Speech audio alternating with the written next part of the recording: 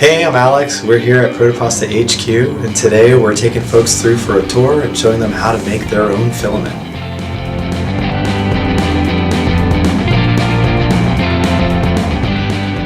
The workshop is a really special experience because we take what we already know and we push the boundaries by trying to create something specific and custom, personal to an individual.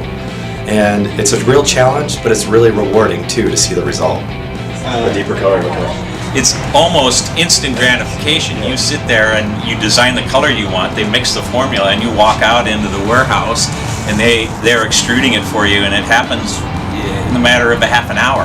You have a spool of filament that you designed, so how cool is that? My prints are failing because of bad filament most of the time, and me printing with this Proto-pasta after I got a full filament of it, I didn't have any issues, and so I just kind of kept on going with it. And then they started doing the glitter stuff, and it's like, then I really got into it. We could put twice as much glitter in, and that would cut down translucence.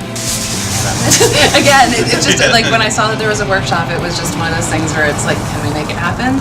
We made it happen, and we came out. This is just, I mean, how often do you get to make your own color filament? Yeah. I mean, like, come on.